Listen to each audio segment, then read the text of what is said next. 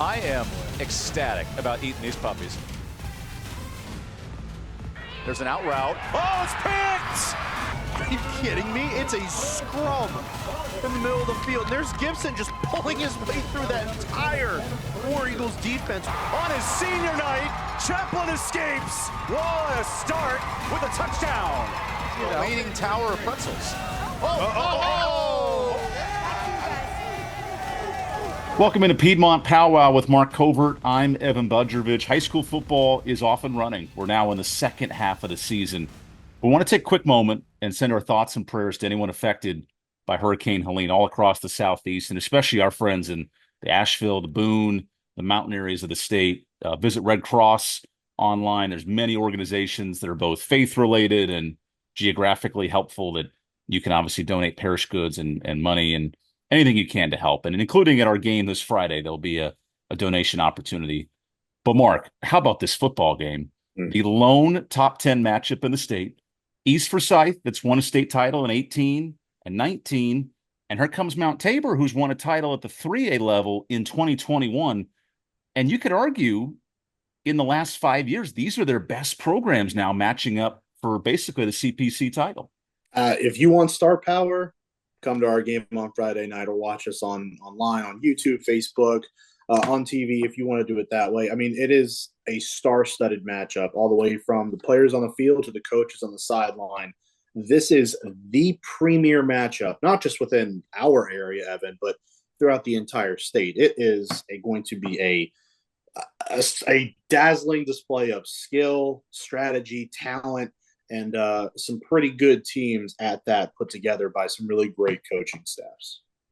We like to start with quarterbacks. Mark played offensive line in college. I played defense in high school and junior college. So we have differences there. But from a quarterback position, first of all, Bryce Baker, the number one rated quarterback in the state. He's East Forsyth's multiple-year starter. Last year, we saw a shaky offensive line and some penalties that made Bryce – he was fantastic, but there were times he'd have to scramble out of the pocket and make a lot of plays. Well, Mark, they've solidified the O-line, and now Baker, not only the best quarterback in the state, he's putting up numbers that put him among the best in the country right now. Well, and it's because that offensive line, like you said, Evan, has solidified.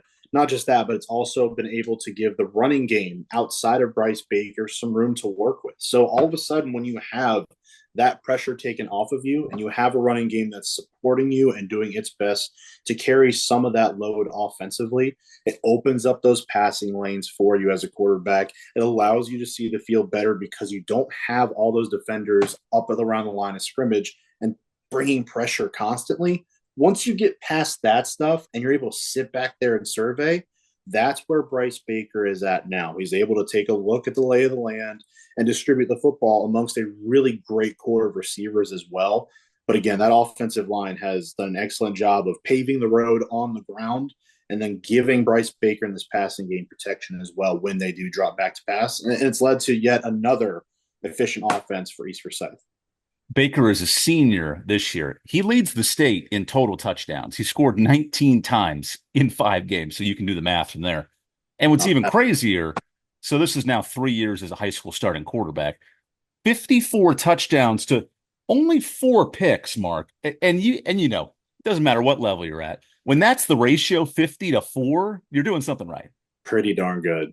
Pretty darn good. Again, you can try to put some of that on coaching, which the scheme does matter. You can say that, well, it's the players around him, which that will always matter. And it matters for any quarterback. If you don't have the scheme that fits you and you don't have the players around you, you don't have the coaches around you, you're probably not going to succeed.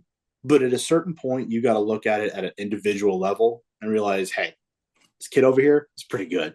And Bryce Baker is way more than pretty good. You talk about elite arm talent, a guy who can spin the pill a little bit, get it down the field, but also manage the game well. When we were talking to Coach Todd Willard of East Forsyth, he said that as much, like understanding that, look, if you check it down to a running back, that's okay because we're moving the football. And that just means he's understanding the offense more. He's grasping those concepts from the mental side of the game and not just going out there and acting on instincts. That is what's going to continue to develop for him. And as he goes forward into the rest of this season and into his collegiate career, if he continues to have that development on the mental and emotional side of the game, as well as the physical part, which we know is going to be there, the sky's the limit for this young man, and I'm excited to see what he does on Friday night. He's a North Carolina commit. And you think of the last two quarterbacks, Sam Howell, who played with the Commanders for quite some time, or the Washington football team, and what Drake May has done now as the number 3 overall pick. Like, that's the lineage for Baker, who slides in, and with some uncertainty at the Carolina quarterback position, I wouldn't be shocked, just as an aside, that he makes things happen as a freshman. But Mark, this receiving core, now, if you don't know East Forsyth football, there's a guy named Javante Carter who signed with Lane Kiffin. He's now bounced around to ECU and some other schools, but he was a 3-star commit. They've had elite talent, Q Sean Brown, who now plays at Duke, and he actually scored a touchdown in the Duke comeback win over Carolina. Like, that is the lineage of receivers. And here comes Jai Richburg and JP Gilchrist, who are an elite 1-2 combination. They sure are. And really quick, don't forget about Mitch Trubisky in there, number 2 overall pick back in the day. So another quarterback for the Tar Heels that makes his name.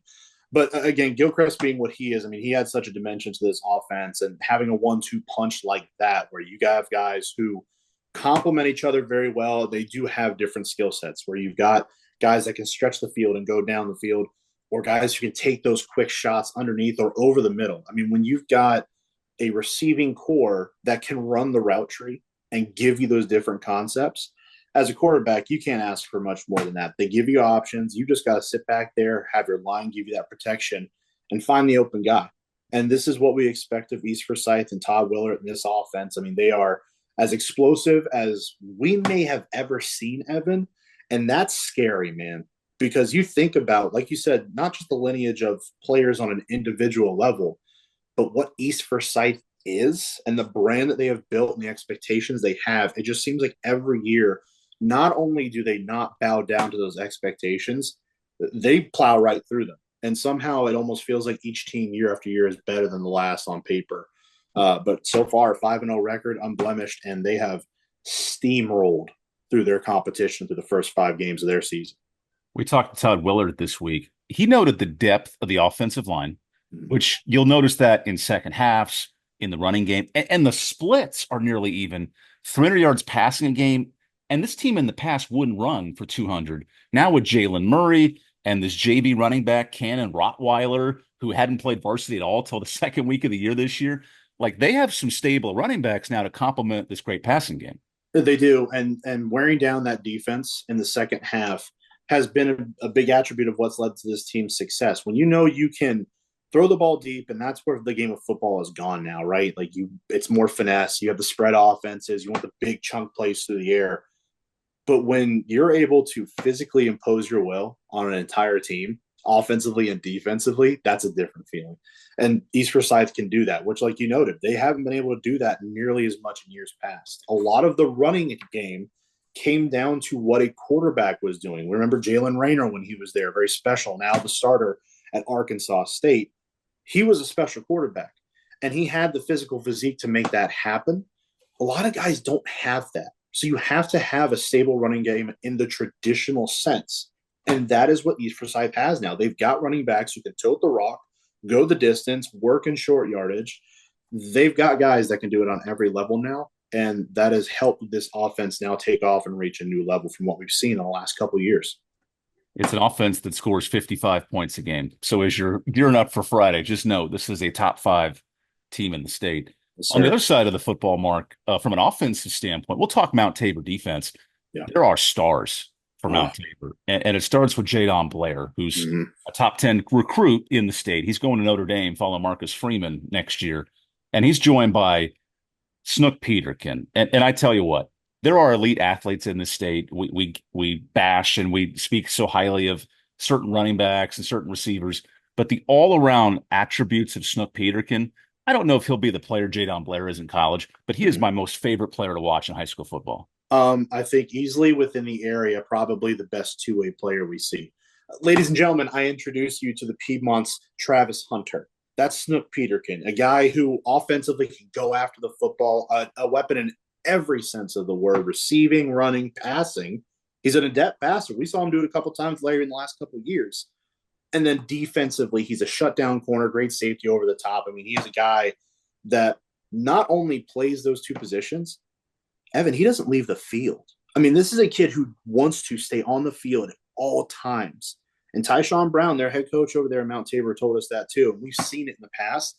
That's just a work ethic thing. That's not something you teach. I mean, that's someone wanting to go out there, get better every single day, and understanding that every time they're on the field, they can help their team out. So as long as Snook Peterkin's on the field, they're going to be safe. Jadon Blair is an entirely different animal. This is a kid who pure safety, and Marcus Freeman has to be gushing, knowing that he's got a prospect like that coming to South Bend next year. Really great deep safety, great in the box when he's needed as well, tracks the ball well through the air. If there is a defense in the area that has a chance to stymie and slow down the East Forsyth offense, it's Mount Tabor. And they're going to be up to that challenge, certainly, when we see them on Friday. They've got a tall task, but you could say the exact same thing for East Forsyth going against a very tenacious Spartans defense. This is a matchup of really good middle linebackers as well. Nathan Stewart at East Forsyth, he had 100 tackles last year, and that guy just flies sideline to sideline, right? And then you mentioned Tabor, obviously the safeties and the corners are really good, but Malik Garrison, he's like 220. He's built like Hercules out there. You know, we shine at receiver a lot, but I think this matchup could be won at the linebacking position too. I think this is probably one of the first games that we've had, in all honesty, in a while, where you can go position by position on each side and be like, hey, this kid's a stud, this kid's a stud. And you're going tick for tack the whole way down the depth chart and the whole way through those positions on the field. I mean, it's linebackers fast, instinctual, agile, fly through boxes, but they're not afraid to get a little physical. Don't get it wrong. When you hear sideline to sideline, maybe you think, oh, well, that guy's maybe a little afraid of contact and he's quick, but what happens when he gets hit in the mouth? These linebackers are up to the task, and they are going to do their best to make their presence felt against very strong rushing attacks as well. You talk about the front seven for each team. They've got to set the tone early on. And a lot of the times that starts with your linebackers and how they're getting guys lined up, how they're setting that tone just from a verbal standpoint and an action standpoint. They're going to be a focal point for both teams defensively on Friday. Mount Tabor this year, very fortunate to your point, Mark. Matthias Banks, who was injured in the very first game last year, he is back on that D-line, and he'll play in college somewhere. Yep. That's to be determined, but he's a college player. And then they have an anchor in the middle, John Coles, who's their starting left tackle and their starting DN, right? And this is the part about high school we love. Tabor's not as deep as East, but from an 11v11 standpoint, they have the bodies to compete. They sure do. I mean, again, tick for tack across the board. You want to go down the starters. I mean, they're right there even with each other. And about as even as either team is going to see on the other side of the football from them, potentially all year, at least going into the postseason. Tabor obviously has played Grimsley the first week of the season. That's the only blemish on their record so far. Tayshawn Brown did that intentionally. Even with the scrimmages before the season this year, he wanted them to experience teams that were physical, that had different styles instead of just the spread. And now he's going to see that. We know that Mount Tabor under Tayshawn Brown, they're going to be tough. They're going to be physical. They're going to be hard-nosed, and they are coming to play some old-school style of football every single snap of every single game. And that's what Tabor has. They got guys who are going to not back down. They're going to smash you in the mouth, and they're going to continue to get after you until that whistle blows and there's zeros on the scoreboard at the end of the fourth quarter. It's not going to stop regardless of whether they're winning or losing. And I think that's what we see on Friday, is a very different contrast of styles where you've got East Forsyth, which is more spread it out, run. We're trying to get our guys in space. And Mount Tabor, like, hey, we're right here at the line of scrimmage. You're going to have to meet us there. And that's the exciting part. When you start seeing these contrasting styles going against each other, it creates for a lot of fun matchups.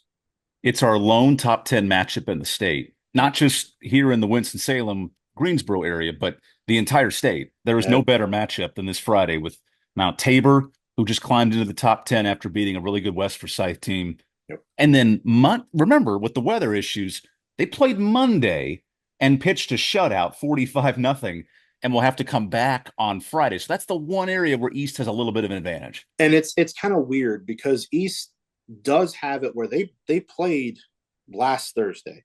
So they've upped their game up. They've got a little bit extra rest. So you have East resting, and you've got Tabor coming down, and they played on Monday. So now you got to ask yourself, well, do you come in and you want to be a little hotter? You're a little warmed up this week after already played a game. If you're Tabor, Or do you want that extra day's worth of rest before you go into a physical matchup? Honestly, I think it almost plays into both teams' hands.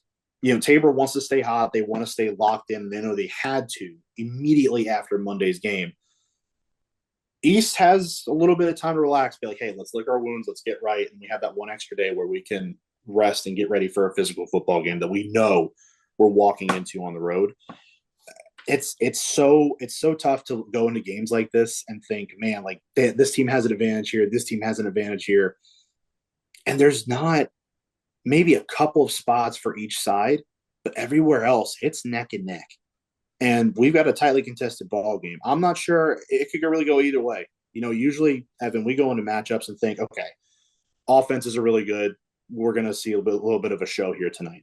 Or, hey, defenses are pretty locked down. I think we're going to see a bit of a struggle. This could go either way. I mean, it kind of felt like the coaches this week were under the impression that it's going to be a game where you got to score points to win. And if that's the case, we're in for a show that way too, because these offenses are both special. Last 2 years, games in the regular season have come down to 1 point and 1 score. Yeah. So they've both been really close. Yep. And I want to keep in mind, because we talked Bryce Baker. He is an amazing football player. He's an amazing student. He had a great post on Instagram this week about the 2 Carolina Classic trophies he's won over Mt Tabor. Like, this kid really he is the perfect figurehead for East Forsyth football. And then there's Lane Albright, who by no means is chopped liver. He just signed with Davidson, good FCS program. Yep. Mark, the growth for him, he's a running quarterback who has developed his arm. And this is the missing piece for Tabor. Last year, he wasn't as ready to read the defense, make plays. And now his vision has helped this offense move. He's going to fit really good with Davidson, by the way. They run a nice little option offense down there. So having his mobility down there is going to be a huge boon for what they do. But no, I mean, Lane Albright is a great quarterback in his own right. We can talk about Bryce Baker until we're blue in the face. And I'm sure you'll hear people all around the area, all around the state, and in certain parts of the country do the same thing because he is a special player. Lane Albright is a guy who has come along more and more. I mean, even when we saw them in back-to-back weeks last year, kind of struggled when we saw them against East Forsyth last year. Very next week, they play Davie County, and we just see a completely different player in that game from Lane Albright. Now, coaching staff feels like he understands the system more. You get a full off season to get this kid under your program and into your system, and it's paid dividends. Right now, quarterback spot, they're getting a lot of production out of what Albright is bringing to that offense, and it's been fun to watch. He's going to have to go realistically tick for tack with one of the best quarterbacks in the country on Friday night, but he has a supporting cast, he has the coaching staff, and he has the knowledge to make that happen. He's just got to go out there and perform at a certain level. I want to make sure I get these quotes right about the Mt Tabor running backs. So head coach Tyshawn Brown, he said, Zion Thompson runs like his mom's life depends on it. So that's number 0, Thompson. Kamari Shell, he hydrates like Adam Sandler in The Water Boy and never cramps. So he's got 2 workhorse running backs and some great lines to empathize these running backs. But, Mark, we say East 50 points a game. Tabor doesn't have that level of explosiveness, but they control the game. They control the clock. We saw last year they're 1 Snook Peterkin first down away from winning that game. Yep. And with his mobility, and then Blair can break tackles. Like, this is an offense that can go 10 plays and work the clock too. Very complimentary football team. When you talk about the offense to the defense, hard-nosed, want to get out the field. They're going to bring pressure. They're going to be smash mouth. We know that. But the offense is maybe less ball control than what we've seen the last couple years, but they are going to run to set up the pass. To use the old cliche for all the offenses out there, they want to run the football, and they want to still be physical on that side. Offensive line is going to fire off. These running backs are going to keep those legs churning down the field, and they set up those shots they can take through the air with Albright and Peterkin and all the guys that they have to throw to there. So it is certainly a team that complements each other well. You have a defense that usually comes back on the field. They're rested because you have a ball control offense that sustains drives, gives them time to catch a breather, and then get back out there and dominate again and get the ball back to their offense. So it's a team that plays very good complementary football to both sides of the ball, and they've been fantastic so far because of it. And lastly, from a playoff and state perspective, so Tabor was 0-3 in the league last year in the Central Piedmont Conference. They had to win every game at the end of the year. then they upset your high school Mooresville and get another win over Davie County, and they go to the third round, right? And this is a team where you go, who's that club who's going to push into the region final, make that push to the fourth round? To me, it's Tabor. And for East Forsyth, we've noted the titles in 18 and 19. They came up a little short against Huff in the third round, and they see themselves now as, we want to be a top 5 seed and host all the way to a region final. This is a big game for both sides and for different reasons, because Mount Tabor is trying to get to where East Forsyth is. I mean, they are the team that came up from 3A. They had a state title, feeling really good. And they've had some good years since they've come up as well. They've certainly shown that they are a quality 4A program. But then how do you take that next step? And that's going and beating a team of East Forsyth's caliber. That's certainly going to deliver a message around the state saying, hey, we probably need to pay a little more attention to what Mount Tabor is doing, because they just went and knocked off a perennial power at home in a game that really was up in the air from a talent standpoint. For them, it's about getting there. For East, it's about how do we maintain that standard and get back to being a true championship program. It's been a couple of years for East, and Todd Willard, I know he is hungry. I mean, you can see it when we talk to Todd. There's a certain hunger that lingers around him, and you can tell he's ready to get another title under his belt. So they want to get back to the state title level that they are used to, and Tabor wants to get to where East Forsyth is and where they are consistently considered amongst those powerful teams. This game has just as much at stake as any other game being played this Friday. Top 10 matchup in the state. Those seedings are going to be massive. And you're going to see it. I think right now Tabor is slated as the 13th seed through the state playoffs right now. Right. East Forsyth is easily a top 5 seed at the moment. But if Tabor is able to come out here and they pull out the win, those are going to drastically change for their positions, because that's going to send a huge message out to the rest of the state and, of course, the voters and everyone who's putting those polls together. What a neat matchup we have coming up. From a ranking standpoint, you have 3 of the top 10 players in the state, Baker, Peterkin, Blair. So if you want star power, we have that.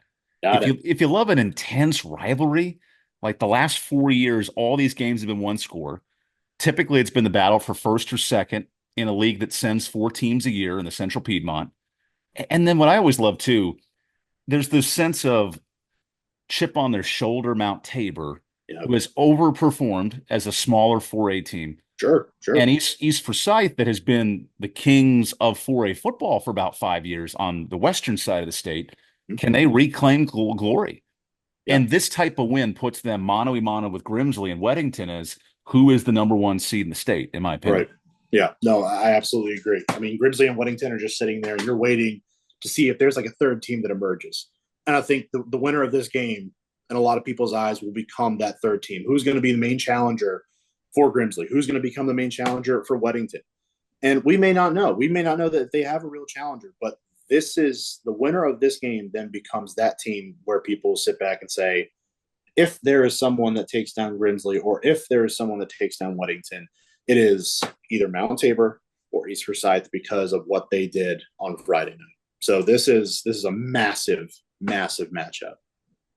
And lastly, you can watch the game 7:30 on my 48. Mark, the Carolina Classic Fair starts this week. Oh, and buddy. You know what that means. Oh, buddy. It is time to eat.